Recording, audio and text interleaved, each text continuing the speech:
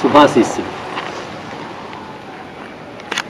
Republic day గురించి మనం అందరికీ తెలిసిన విషయాలైనా మళ్ళీ ఆ రోజున చెప్పుకుంటూ ఉంటాం. మనకు ఒక రాజ్యాంగం కావాలి. స్వతంత్రం వచ్చిన వెంటనే మనకు రాజ్యాంగం లేదు. దీనికోసం అనేక మంది ఎంతో కష్టపడి ఈ రాజ్యాంగాన్ని రచించడం జరిగింది. ఈరోజు కూడా మనం అంబేద్కర్ గారిని తలుచుకోవాలి. మన దేశం అంతా, దేశంలో ఉన్నటువంటి ప్రజలందరూ ప్రతిరోజు పూజించవలసింది, తలుచుకోవాల్సింది డాక్టర్ అంబేద్కర్ గారిని. ఎందుకంటే ఆయన 2 సంవత్సరాల 11 నెలల 18 రోజులు పట్టిందట ఇది ఈ రాజ్యాంగాన్ని రాయడానికి. ఎన్నో దేశాల రాజ్యాంగాలను కూడాను ఆయన స్టడీ చేసి దాని ప్రకారం మన దేశానికి సులువైనటువంటిది, మన దేశానికి అమలుపరచడానికి తగినటువంటిదిగా రాయడం అంటే సామాన్యమైనటువంటిది. మరి అంబేద్కర్ అంత స్థాయికి ఎలా చేరారు? ఏదో ఊరికి అంబేద్కర్ ఒక చోట పుట్టారు అందుకని ఆయనకి రాజ్యాంగం రాయడానికి ఇచ్చారా? కాదు. ఆయన విద్య మీద పోరాడాడు. విద్యార్జనప్పుడు పోరాడాడు. ఎట్లా? సాంఘికపరమైనటువంటి అసమానతలతో పోరాడి ఆయనట క్లాసులో కూర్చుంటే అప్పుడప్పుడు మాస్టర్ కొట్టవలసి వస్తే కొట్టడానికి అంతు అనేటువంటి అభిప్రాయంతో మట్టి బిడ్డలు విసిరేసేవారట. ఆయన అంత స్థాయికి చేరడానికి కారణం విద్య విద్య విద్య. మరి మనకు ఇవాళ అన్ని రకాల ఈ చట్టాలు ఉన్నాయి కదా. శాసన వ్యవస్థ ఉంది, కార్యనిర్వాహక వ్యవస్థ ఉంది, అలాగే మూడవది న్యాయ వ్యవస్థ ఉంది. ఈ 3 వ్యవస్థలు కూడా ఒక రకమైనటువంటి అంటే కోఆర్డినేషన్ ఉండి తీరాలి. కోఆర్డినేషన్ కనుక ఉండకపోయేట్లయితే ఎక్కడ ఏమీ పని కాదు. చిన్నప్పుడు మనం చిన్న కథ చదువుకున్నాం. ఈ రిపబ్లిక్ డేనా ఇదిగో దీనంత పిల్లాడు పొద్దునే రెడీ అయిపోయి వచ్చేసానికి రెడీ అయిపోయాడు.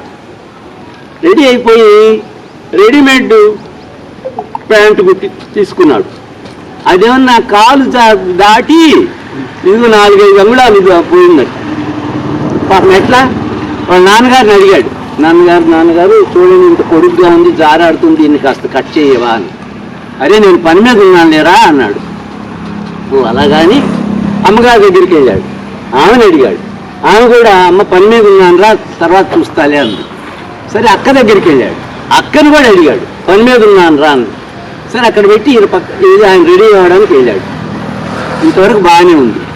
అరే పాపం పని అయిపోయింది నాన్నగారికి. వచ్చి ఎన్ని అంగుళాలు కట్ చేయాలి అన్ని అంగుళాలు కట్ చేసి శుభ్రంగా సర్ది పెట్టి వెళ్ళిపోయాడు. ఇంత పిల్లాడు అడిగాడు కదా కరంచంద్ గారిని, ఆ పని చేశాడు. సరే వాళ్ళ అమ్మగారు వచ్చి మళ్ళా అదే మా పిల్లాడు అడిగాడు కదా అది ఆమె 4 అంగుళాలు కట్ చేసింది మీ అమ్మ. అరే తమ్ముడు అడిగాడు కదా అని చెల్లి అడిగింది కదా అని అక్క కూడా 400 కట్ చేసి పాపం ప్యాంట్ అంతా ఏమైంది నిక్కర్ అయిపోయింది.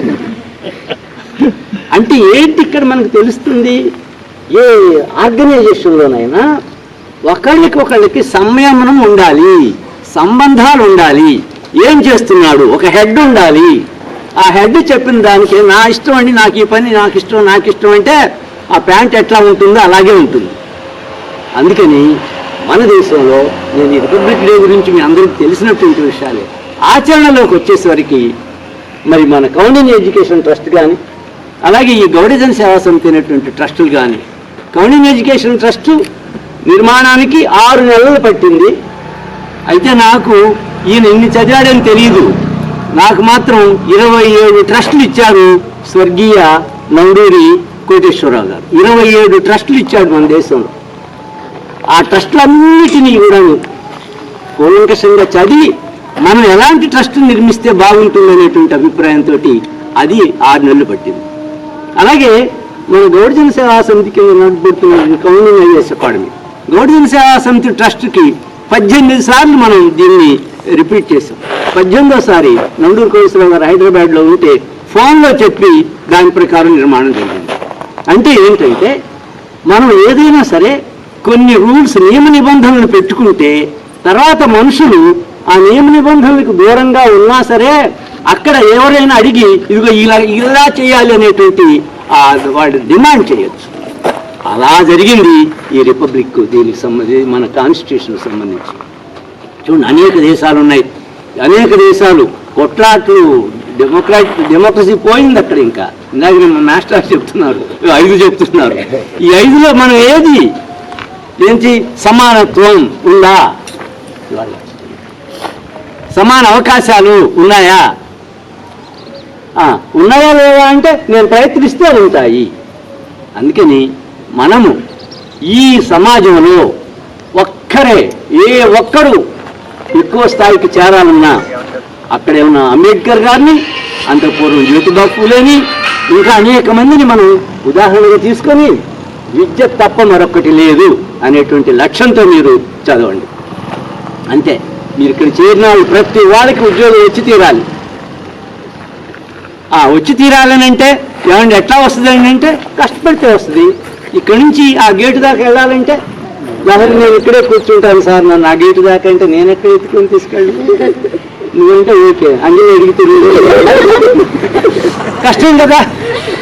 చూడండి, అంటే ఏంటి ఇక్కడ డిఫికల్ట్. మీకై మీరే నడవాలి, మీకై మీరే శ్రమ చేయాలి. 8 గంటలు పని చేసి తీరాలి. 8 గంటలు ఏంటండి, నేను 10 గంటలు చేస్తానంటుంది గోదా. 12 గంటలు చేయ, నేను కాదన్నానా. అందుకని ఈ కౌండిన్య ఐఏఎస్ అకాడమీకి వచ్చినటువంటి ప్రతి విద్యార్థి మీకు ఎంత బెస్ట్ ఫ్యాకల్టీని తెప్పించాం.